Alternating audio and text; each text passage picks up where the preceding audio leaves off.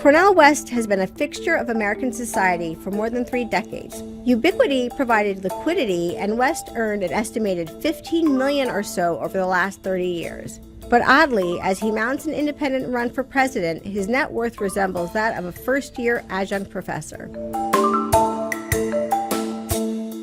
Hi, I'm Allie Jackson-Jolley. I'm here with my colleague, Forbes staff writer Zach Everson. Zach, thanks for being here with us. My pleasure. Yeah, so you and your team regularly write about the presidential candidates, digging into their wealth. How much money do they have? What are their assets? And so most recently you did that for Cornel West. Cornel West, political philosopher, most famous for his essays written in 1991, I believe, called Race Matters. Before I ask you how much he's worth, tell us a little bit about Cornel West. What should we know about him? Really impressive backstory. Came up from pretty humble means. Grew up in Sacramento. Mom was a school teacher and then principal. Dad was a contractor. One of 4 kids. If his autobiography is to be believed, and there's every indication it should be, very smart from a young age. Just tore through academics. Very good athlete. He was active in track, he said, played the violin. Very active on the dating and dancing scene. He would talk about what a dancer he was. Went to Harvard at the age of 17. Graduated in 3 years, in part because he was afraid he was going to run out of money to pay for it. And then he went to Princeton on a full scholarship, got his PhD. But even before he had graduated Princeton, he was publishing, he was teaching at other colleges, and just one of the modern America's foremost thinkers. And I mean, public intellectuals. We're not a country that really has a lot of public intellectuals, but he is certainly one of them. And it was crossed into the mainstream. You recognize him. He's got a very distinct look. He wears the same outfit every day. He's been in the Matrix sequels where they created parts specifically for him, and now running for president. Yeah. So, okay. Tell me, what is he worth, and what are his assets? Sure. He is worth about nothing, is our estimate. He has 2 assets, the best that we can tell. He owns part of a home in Princeton, New Jersey, that he co-owns with the university there, and that's worth a little bit over $200,000. And then he also has a retirement fund that's worth over $200,000 as well. But he owes a little bit less than that in tax liens to the U.S. government, which wipes out whatever holdings he has right there. Okay, but author, scholar, professor, that doesn't necessarily say to me that he earned a lot of wealth, but did he at one point? With a name like Cornel West, yeah, he's done very well for himself. We estimate that he's made about $15 million over the past 30 years. Seems to be pretty steady at around about $500,000 a year, and we have some really good information on this from some divorce filings from his 3rd marriage, where his wife really broke down what his earnings were and actually got a list of payments that he received from his speaking agency. So we could see that he made several $100,000 a year in speaking fees. And recently he told us that he's made a decent chunk of money on Masterclass. So he's done pretty well there. So his university salaries have been anywhere from about $115,000 to I think $230,000 is what we've been able to track down. But the speaking fees have added to that. And we didn't have information on books, so we left that out. But clearly, he's got other things going on. He's released a CD. He's written numerous books. I mean, there's more to it than that. So I think the $15 million is probably conservative. So then, but you just told me he's not worth anything.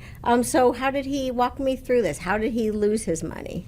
2 main issues that we can see is he's been married 5 times. And there have been some divorce settlements there that have not been super favorable for him, and tax liens. When he gets paid from the university, they withhold salaries like any other employer will do. But he did not have the taxes withheld from his speeches, he said. And I mean, this also comes out in the divorce filings. So when the tax bill came, he would owe hundreds of thousands of dollars, and he did not have the savings to pay that. And those would just build up year after year after year. I mean, he referred to it to us as like a reptile biting its own tail, and that he would pay some off, and yet then more would still come in. So that has been the major problem there. But so we knew this. He was upfront with it in his biography. He says, I'm not good with money. And also, like, at that time, I think he'd been married 3 times. And like, yes, I go through relationships a lot. But we didn't really know, like, where the money was going. Why doesn't he have the money to pay these taxes? Where is it? Why doesn't he have it pulled aside to pay when tax day comes along? And we got a bit of an answer here with the divorce filings. It was about 126 pages.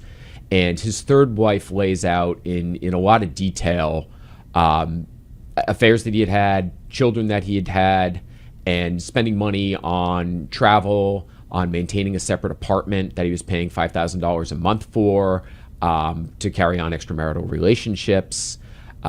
He was off living in New Mexico with a woman who he was married at the time, but he was living in New Mexico with another woman and their child. And then there were pretty significant divorce payments that he ended up making in alimony. So in your reporting, you do talk a lot about how his divorces cost him, how his affairs cost him, how these romantic entanglements that seem to be sort of serial. And at one point you mentioned that he impregnated and abandoned one of the women.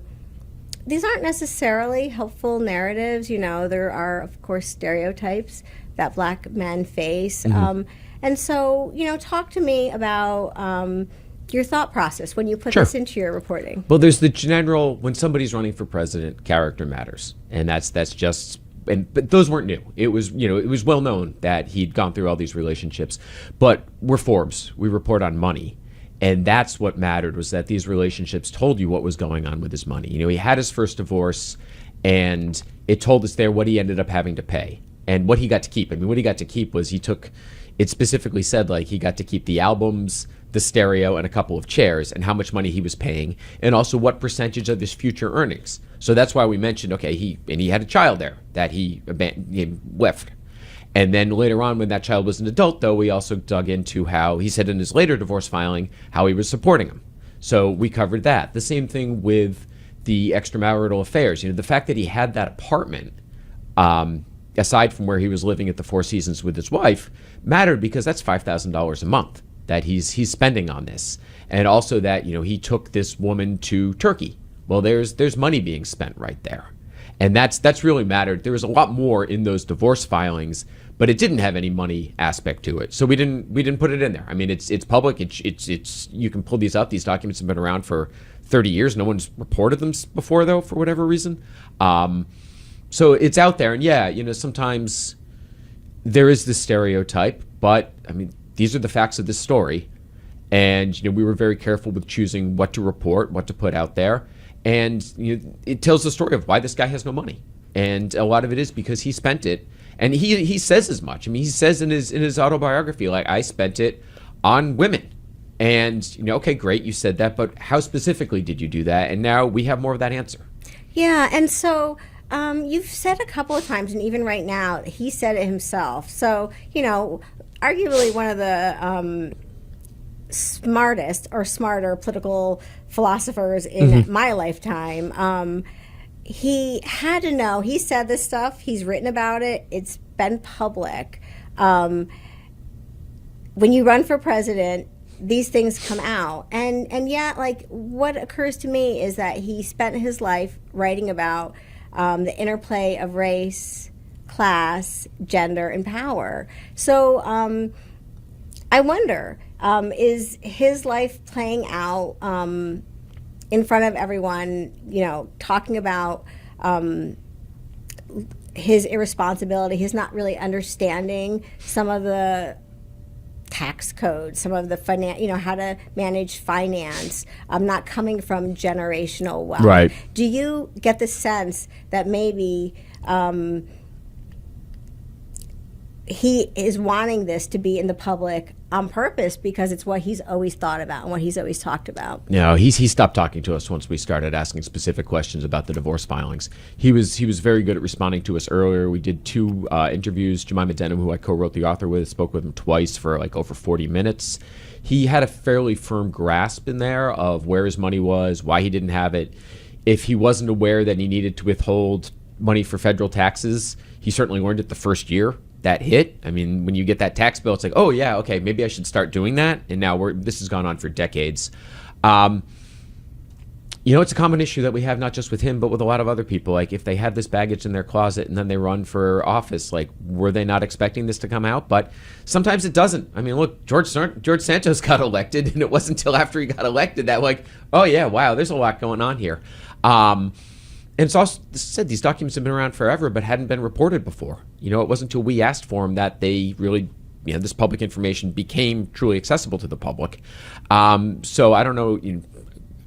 Speculation, but if this information hasn't come public previously, why would it come out now? Like, he's been a public figure for quite some time, just not necessarily vetted in this way.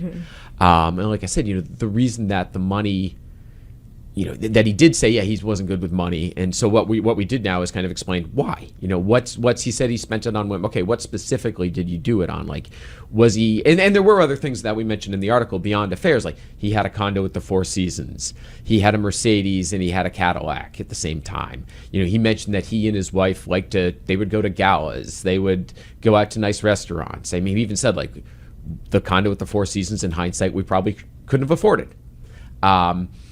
But being able to provide that background on this very important person, I think, really matters.